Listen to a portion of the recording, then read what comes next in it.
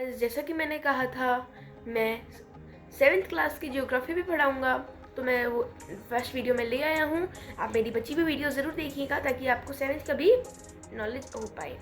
तो अब मेरा चैप्टर नंबर 2 है हमारा इनसाइड आवर अर्थ। तो इसमें जो आपको फ़ोटो दिख रही है, मतलब हमारे इसी फ़ोटो से आप रिलेट कर लीजिए कि अब हम इस वीडियो में पढ़ेंगे कि अब अर्थ के अंदर है क्या। तो चलो शुरू करते हैं। तो देखो, अर्थ की बहुत सारी लेयर्स होती हैं, लेयर्स ऑफ अर्थ। जैसे आप इस फोटो में देख सकते हैं, सारी लेयर्स अलग अलग हो रखी हैं। तो सबसे आगे जो एक छोटा सा आग का गोला है वो कोर है। उसके बाद जो रेड कलर का है एक हमारा लेयर, वो है मेंटल। और जो ऊपर की सबसे जो अर्थ है वो है क्रस्ट। तो क्रस्ट सबसे थिन लेयर है और मेंटल ये 2500 किलोमीटर्स लंबी है और कोर अब इसका रेडियस है 3500 किलोमीटर। तो अपना इसका पूरी डायमीटर क्या हुआ 7000 किलोमीटर। इसको इंटू 2 कर दो 3500 किलोमीटर को। तो चलो पहले हम क्रस्ट पे आते हैं। तो क्रस्ट सबसे ऊपर की और सबसे पतली लेयर है। ये इसकी पूरी लेंथ इतनी पतली है कि ये 35 किलोमीटर की ही है। सिर्फ अगर हम गड्ढा करें तो 35 किलोमीटर बाद क्रस्ट खत्म हो जाएगी। लेकिन क्रस्ट भी दो तरह की होती है। जैसे आप इस फोटो में देख सकते हैं कि जो ये एक फोटो है जिसमें एक तो कॉन्टिनेंटल फ्लोर है और नीचे ओशनिक फ्लोर है। तो जो ओशन फ्लोर है वहाँ पे सिर्फ और सिर्फ 5 किलोमीटर जितनी लंबी क्रस्ट होती है और जो कॉन्टिनेंटल फ्लोर होता है उस पर 35 किलोमीटर होती है। अब ऐसा क्यों होता है? क्योंकि जो अपना जो लैंड है ये, तो वहाँ पे तो लैंड से मेंटल तक ज़रा जगह होगी, और जब ये समुद्र नीचे गड्ढा हो जाता है तो गड्ढे के नीचे जो लैंड होती है वो नीचे आ जाती है, इसलिए जो जगह होती है वहाँ पे पानी भर जाता है। और जो लैंड होती है वो नीचे होती है तो उसमें कम जगह बच पाती है वहाँ पे। अब जो कॉन्टिनेंटल क्रस्ट होती है उसके कंस्टिट्यूट्स क्या होते हैं? उसके मेन मिनरल्स होते हैं एक तो सिलिका और एल्यूमिनियम। ये कॉन्टिनेंटल क्रस्ट के सिलिका और एल्यूमिनियम ये सबसे ज़्यादा जो मिलते हैं यहाँ पे कॉन्टिनेंटल क्रस्ट में, वो वाले मिनरल्स हैं। अब जो ओशनिक क्रस्ट होती हैं वहाँ पे होता है सिलिका और मैग्नीशियम। तो आप इसे सीमा की फॉर्म में याद कर सकते हैं, सीमा ऐसा सिलिका और सीमा। अब मेंटल ये क्रस्ट के जस्ट नीचे है। इसकी जो डेप्थ है वो है 2900 किलोमीटर। आप देख सकते हैं कि क्रस्ट तो कितनी पतली है, क्योंकि जो पूरी अर्थ है वो तो बहुत ज़्यादा बड़ी है, मतलब उसका डायमीटर को ज़्यादा है। और तो जो हमारी क्रस्ट है वो सिर्फ 35 किलोमीटर की है।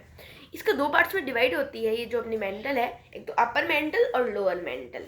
आप इस फोटो में देख सकते हैं, ये वही फोटो है। इसमें जो आप सेकेंड लेयर को देखिए मेंटल, इसका जो ऊपर का हिस्सा है वो होता है अपर मेंटल और जो नीचे का होता है वो लोअर मेंटल।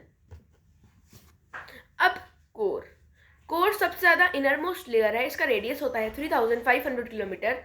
ये ज़्यादातर ही निकल और आयरन से बना होता है। जो सेंट्रल कोर होता है वो उसमें हाई टेम्परेचर और प्रेशर होता है। अब मैं आप सोचोगे कि मैं सेंट्रल कोर क्यों कह रहा हूँ, क्योंकि कोर के दो पार्ट्स में होते हैं, इनर कोर और आउटर कोर। जो आउटर कोर होता है वो मॉल्टन स्टेट में होता है, उसमें लावा होता है। और इनर कोर होता है वो कम्प्लीटली सॉलिड होता है, बिल्कुल जो गोला, एक आग का गोला। जैसे आप इस फोटो में देख सकते हैं कि आगे जो बॉल है वो एक आग की है और वो उससे कहते हैं कोर। उसके बाहर होता है आउटर कोर जो पूरा कंप्लीटली मोल्टन होता है, मोल्टन स्टेट में। अब अपना ये इनसाइड आवर अर्थ का ये लेयर्स खत्म हुई, अब आया रॉक्स एंड मिनरल्स। आपके चैप्टर में भी ये टॉपिक है। अब अर्थ बहुत सारे रॉक्स से बनी होती है। 3 मेजर रॉक्स हैं, इग्नस, सेडिमेंट्री और मेटामॉर्फिक। तो अब इनके बारे में मैं आपको एक्सप्लेन कर देता हूँ।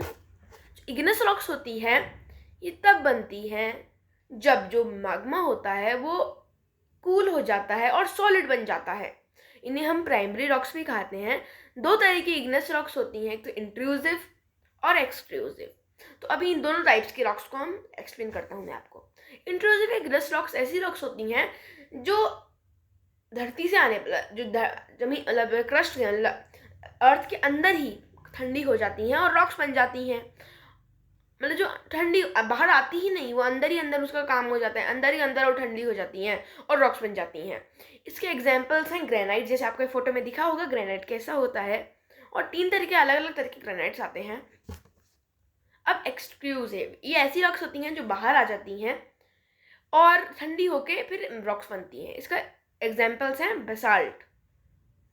इस पे क्या होता है, लाइंस बनी होती हैं। वो लाइंस होती हैं जब लावा की लाइंस होती हैं तो उससे हम देख सकते हैं कि ये बेसाल्ट है। ये बाहर आके ठंडे होते हैं, एक्सट्रूसिव इग्नेस रॉक्स।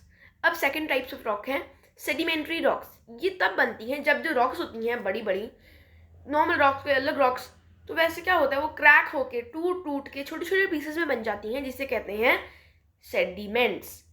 ये सेडिमेंट्स जो विंड्स के मदद से अलग अलग जगह पर ट्रांसपोर्ट हो जाते हैं और फिर ये कंप्रेस होके हार्ड हो जाते हैं और रॉक्स बन जाते हैं, लेयर्स ऑफ रॉक्स, लेयर्स बन जाती हैं रॉक्स की। इसका एग्जांपल है सैंडस्टोन। अब आप देखो इसका नाम सैंडस्टोन क्यों होता है, क्योंकि ये सैंड से ही बनता है। ये सैंड भी छोटी छोटी रॉक्स होती हैं। अब थर्ड टाइप ऑफ रॉक है मेटामॉर्फिक रॉक्स। ये तब बनती हैं जब Ignis sedimentary rocks great heat और प्रेशर के अंदर होती हैं। तब क्या होता है, इनमें कुछ चेंजेस आके ये मेटामॉर्फिक रॉक्स बन जाती हैं।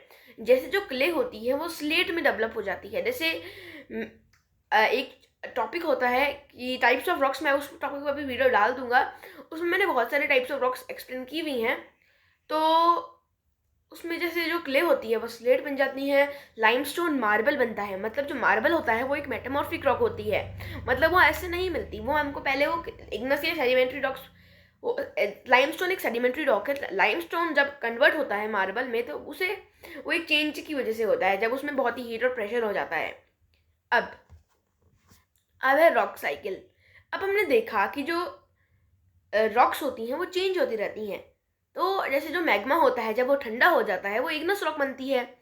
जैसे आप इस फोटो में देख सकते हैं, ये पूरी साइकिल है एक, जो ठंडा होकर इग्नस रॉक्स बन गया, फिर इग्नस रॉक्स जब सेडिमेंट्स में कन्वर्ट हुई और सेडिमेंट्री रॉक्स बन गई, फिर सेडिमेंट्री रॉक्स जब, और सेडिमेंट्री और इग्नस रॉक्स जब बहुत ज़्यादा प्रेशर में होती हैं तो वो मेटामॉर्फिक रॉक्स में बन गई। और जो मेटामॉर्फिक रॉक्स अभी भी थोड़ी ना, वो जो हीट और प्रेशर सिर्फ उसको मेटामॉर्फिक में कन्वर्ट करने आया था, नहीं, वो तो पहले से होता है। तो जब वो मेटामॉर्फिक रॉक्स बन गई तो उसके बाद भी उस पर प्रेशर हो रहा है, तो मेटामॉर्फिक रॉक्स फिर से मैग्मा बन जाती हैं और वो मैग्मा फिर से इग्नस बन जाता है, फिर वो इग्नस फिर से सेडिमेंट्स, फिर सेडिमेंट्री, फिर से मेटामॉर्फिक, फिर से मैग्मा, फिर ऐसे ही पूरी साइकिल चलती रहती है। इसे कहते हैं रॉक साइकिल। अब है अपना लास्ट टॉपिक, इसके बाद चैप्टर खत्म हो जाएगा, मिनरल्स। मिनरल्स काफ़ी सारे टाइप्स के, जो रॉक्स होती हैं वो काफ़ी सारे टाइप्स की होती हैं और उनमें कई काफ़ी टाइप्स के मिनरल्स होते हैं। मिनरल्स हमारे डे टू डे यूज़ में होते हैं। अब आप कैसे, क्योंकि हम किसी मिनरल के बिना हमारी कार भी नहीं चल सकती, क्योंकि जो अपना पेट्रोलियम, जो पेट्रोल होता है वो पेट्रोलियम से आता है और पेट्रोलियम एक अच्छा मिनरल होता है पेट्रोलियम, और कोल भी एक मिनरल होता है। बहुत सारी प्रॉपर्टीज़ और अलग अलग केमिकल कंपोजिशन के साथ मिनरल्स मिलते हैं। ये ह्यूमन काइंड के लिए बहुत ही इंपॉर्टेंट होते हैं। जैसे जो कोल, नेचुरल गैस और पेट्रोलियम होता है, ये मिनरल्स ही होते हैं। कुछ मिनरल्स इंडस्ट्रीज में यूज़ होते हैं, जैसे गोल्ड, आयरन, यूरेनियम, ऐसी चीज़ें। तो ये हमारे बहुत ही काम के होते हैं। तो आज हमारा ये टॉपिक ख़त्म हो गया और आगे जो मैं आगे वीडियोस डालूंगा 7th क्लास की, आप वो भी देखिएगा ताकि आपका पूरे 7th क्लास कंप्लीट हो जाए। अगर आपको वीडियो अच्छी लगी हो तो लाइक, सब्सक्राइब एंड शेयर।